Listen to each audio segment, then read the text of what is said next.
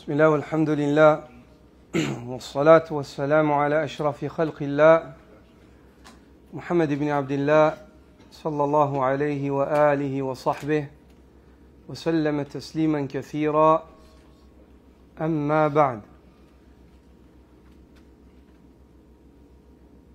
Le prophète sallallahu alayhi wa sallam dit dans le hadith authentique: Kullu amal ibn Adam yuda'af. Chaque œuvre du fils d'Adam est multipliée. Chaque œuvre de bien que tu fais, Allah Azza wa Jal, auprès de lui, elle est inscrite au minimum à 10. Chaque œuvre que tu fais, elle est décuplée. Ça, c'est le minimum auprès d'Allah, les bonnes actions. Et dans une variante de Muslim, il a 700 dha'f. Et elle est multipliée jusqu'à 700 fois. Et l'imam Ibn al-Qayyim dit, elle est multipliée jusqu'à sans compter. Elle est multipliée jusqu'à sans compter. C'est quoi qui va augmenter la multiplication? C'est ce qu'il y a dans le cœur du serviteur lorsqu'il pratique cet acte. C'est la foi et l'espoir de récompense. Al-iman wa l'ihtisab. Le prophète sallallahu alayhi wa sallam nous enseigne dans ce hadith que les œuvres sont multipliées. Puis il dit: Qala Allahu ta'ala illa as-sawm. Et Allah le Très-Haut a dit, si ce n'est le jeûne. Donc l'œuvre, elle est multipliée. Al-hasanatu bi'ashri amthaliha, dit le prophète sallallahu alayhi wa sallam. Chaque œuvre, elle compte 10. Allah le Très-Haut a dit, si ce n'est le jeûne, sauf le jeûne. فَإِنَّهُ لِي, il m'est exclusivement réservé. وَأَنَا أَجْزِي بِهِ, et c'est moi qui en assure la récompense. Les ulama ont dit, même al-malaïka qui inscrivent le jeûne du serviteur, ils ne savent pas quelle est sa récompense. Personne, sauf Allah, sait la récompense de ton jeûne. C'est ça qui a poussé Ibn al-Qayyim, ainsi que d'autres parmi Ahlul Ilm, à dire que les œuvres auprès d'Allah, 10, 700, mais ça peut être des milliards et des millions pour une seule bonne action que tu fais. C'est quoi qui va établir la différence? Deux personnes font le même acte et ils n'ont pas la même récompense. C'est quoi? C'est ce qu'il y a dans le cœur du serviteur quand il commet cet acte-là, quand il met en pratique cet acte-là. C'est combien ce cœur-là, il cherche la satisfaction d'Allah. Il est monothéiste. Il fait ça avec une foi, une conviction et un espoir de récompense. Combien ce cœur, il destine exclusivement cet acte dans son entièreté à Allah Azza wa Jal. La suite du hadith nous dit cela. Illa as-sawm. Fa-innahu li wa ana ajzi bih. Allah le Très-Haut dit, si ce n'est le jeûne, il est pour moi exclusivement.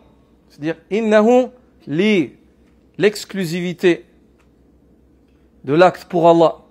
Le tawhid, le monothéisme. Wa ana ajzi bih. Et la suite, فإنه يضع طعامه وشرابه لماذا؟ لأجله. Ceci car le serviteur a délaissé sa nourriture et sa boisson pour moi. Regardez ce mot-là, pour moi, pour Allah.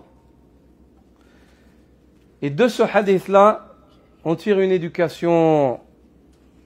Fais en sorte que ton mois de Ramadan t'enseigne à vivre pour Allah. Apprends par ce mois-là à vivre pour Allah.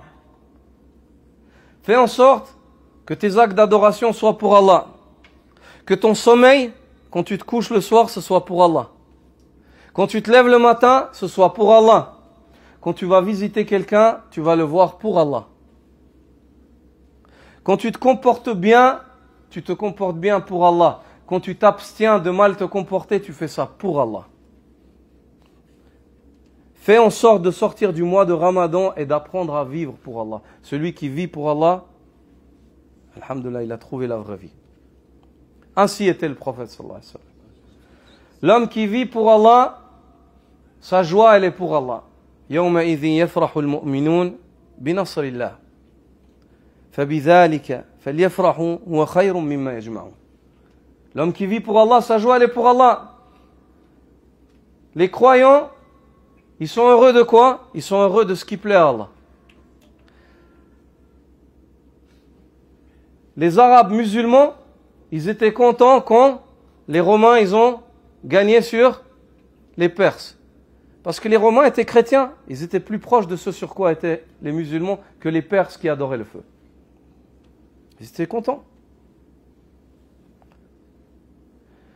Et Allah Azza wa Jalla dit فَبِذَلِكَ فَلْيَفْرَحُوا.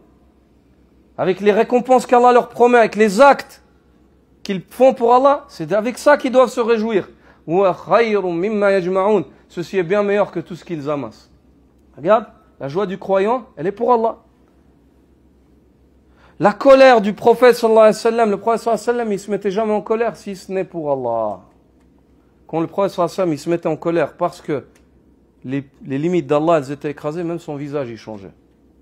Sinon, en dehors de cela, ils l'ont insulté, ils lui ont fait ci, ils lui ont fait ça, il ne s'est pas mis en colère, sallallahu alayhi wa sallam. Sa colère, elle était pour Allah. Ali ibn Abi Talib, dans le combat, l'homme, il a eu l'ascendant sur l'homme, l'homme lui a craché au visage. Il l'a laissé, il ne l'a pas tué. Dans la bataille. Il a dit, pourquoi est-ce que tu me tues pas? Il a dit, parce que quand je voulais te frapper avant ça, dans le combat, je voulais te frapper pour Allah. Quand tu m'as craché au visage, j'ai eu envie de te frapper pour moi. J'ai eu envie de te frapper pour moi.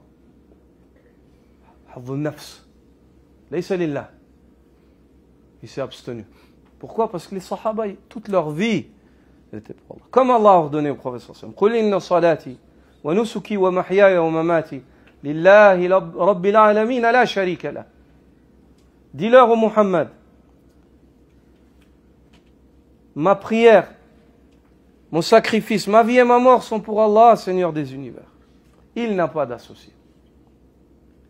Le Ramadan, il doit t'enseigner à vivre pour Allah. Apprends à vivre pour Allah. Vivre pour Allah, c'est aimer ce que Allah aime.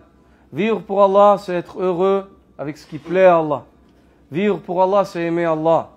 Aimer ceux qu'Allah aime. Aimer les actes qu'Allah aime. Ça, c'est vivre pour Allah. Et détester ce qu'Allah déteste. Si Allah n'aime pas un acte, tu l'aimes pas, tu le fais pas. Si tu vis pour Allah. Et celui qui vit pour Allah, à lui la bonne nouvelle. Le jour où il rencontrera Allah. Celui qui vit pour Allah aime rencontrer Allah. Le prophète sallallahu alayhi wa sallam dit Man ahabba liqa Allah, ahabba Allahu liqa'ah. Wa man kariha liqa Allah, kariha Allahu liqa'ah. Celui qui aime rencontrer Allah, Allah aime le rencontrer. Celui qui déteste rencontrer Allah, Allah déteste le rencontrer. Aïcha radiyallahu anha a dit Ya Rasulallah, kulluna nakrahu al-maut. Chacun d'entre nous déteste la mort. Il a dit Laysa dhak. Ce n'est pas cela. Tu n'as pas compris. Il a dit mais plutôt lorsque le croyant s'apprête à mourir, Allah lui montre sa place au paradis. Il a vécu pour Allah, Allah lui montre. Il aime rencontrer Allah et Allah aime le rencontrer. Et lorsque celui qui a renié, le négateur, il s'apprête à mourir, Allah lui montre ce qu'il a préparé, ce qu'il lui a préparé, comme châtiment. Il n'aime pas rencontrer Allah et Allah déteste le rencontrer.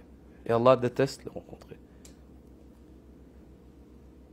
Apprends à vivre pour Allah subhanahu wa ta'ala si tu désires rencontrer Allah et te préparer à le rencontrer. Subhanaka wa bihamdika ashhadu an la ilaha illa ant astaghfiruka wa atubu ilayk. On prie le witr d'une raka'a.